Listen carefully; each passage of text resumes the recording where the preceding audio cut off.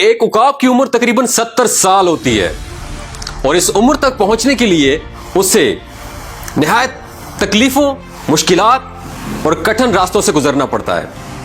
جب اس کی عمر 40 سال ہوتی ہے تو سب سے پہلے اس کے پنجے جس کی مدد سے وہ شکار کو دبوچتا ہے کند ہو جاتے ہیں۔ اس کے بعد اس کی مضبوط چونچ ٹیڑھی ہو جاتی ہے اور عمر کے گزرنے کے ساتھ ساتھ اس کے پر جس سے وہ آسمان کی بلندیوں کو چھوتا ہے وہ اتنے بھاری ہو جاتے ہیں کہ اس کے سینے کے ساتھ چپک جاتے ہیں۔ ان سب مشکلات کے ہوتے ہوئے شاہین کے پاس صرف 2 راستے ہوتے ہیں۔ پہلا راستہ کہ وہ اپنی موت کو تسلیم کر لے، ہمت ہار جائے، اپنی ہار مان لے اور مر جائے۔ دوسرا راستہ 150 دن کی محنت یعنی 5 مہینے کی محنت کے لیے تیار ہو جائے۔ آپ کا کیا خیال ہے، شاہین کون سا راستہ چوز کرے گا؟ جی بالکل، شاہین ہار نہیں مانتا، وہ اپنے آپ کو 5 مہینے 150 دن کی محنت کے لیے تیار کرتا ہے۔ وہ پہاڑوں میں چلا جاتا ہے اور پہاڑوں میں جا کے سب سے پہلے اپنی چونچ کو پتھروں پہ مارتا ہے اور اپنی چونچ کو پتھروں پہ مار مار کے اسے توڑ دیتا ہے۔ جب نئی چونچ نکلتی ہے تو نئی چونچ کی مدد سے وہ اپنا ایک ایک ناخن اکھاڑ کے پھینک دیتا ہے۔ جب نئے ناخن نکلتے ہیں تو وہ ناخن اور چونچ کی مدد سے اپنا ایک ایک بال اکھاڑ کے پھینک دیتا ہے۔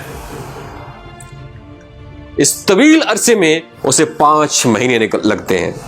جب 5 مہینے بعد وہ پہاڑ کی چوٹی پہ کھڑے ہو کے نئی پرواز بھرتا ہے، ہواؤں میں اڑتا ہے، نئی چونچ، نئے بالوں کے ساتھ اور نئے پروں کے ساتھ، تو اسے ایسا محسوس ہوتا ہے جیسے اس نے دوسرا جنم لیا ہو، نیا جنم لیا ہو۔ اس طرح وہ مزید زندگی کی 30 بہاریں دیکھ پاتا ہے۔ عقاب کی اس کہانی سے ہمیں یہ سبق ملتا ہے کہ بعض اوقات ہمارے لیے زندگی کو بدلنا بہت زیادہ ضروری ہے، اگرچہ اس کے لیے ہمیں سخت محنت جدوجہد کیوں نہ کرنا پڑے۔ یاد رکھیے گا، زندگی کے ماہ و سال بدلنے سے کچھ بھی نہیں ہوتا۔ جب تک آپ اپنے آپ کو نہیں بدلتے دنیا نہیں بدلتی۔ مجھ ناچیز سمیت ہر پاکستانی نوجوان تبدیلی کو باہر کی دنیا میں دیکھنا چاہتا ہے، حالانکہ اصل تبدیلی اندر کی تبدیلی ہے۔ سب سے پہلے تبدیلی اندر آتی ہے، پھر باہر کی دنیا میں تبدیلی نظر آئے گی۔ مثبت تبدیلی کے لیے اپنے آپ کو بدلنا ہوگا۔ اب سوال یہ پیدا ہوتا ہے، خود کو کیسے بدلا جائے؟ خود کو بدلنے کے فلسفے کا مطلب ہی یہی ہے، اپنی کمیوں، اپنی کوتاہیوں، اپنی کمزوریوں کو آئیڈینٹیفائی کیا جائے، تلاش کیا جائے، پھر ان کو بہتر سے بہتر بنانے کی کوشش کی جائے۔ خود کو بہتر بنانے کے فلسفے کا مطلب ہی یہی ہے، سیلف گرومنگ، اپنی گرومنگ کی جائے، اپنی ذات کے اوپر کام کیا جائے، سیلف انویسٹمنٹ۔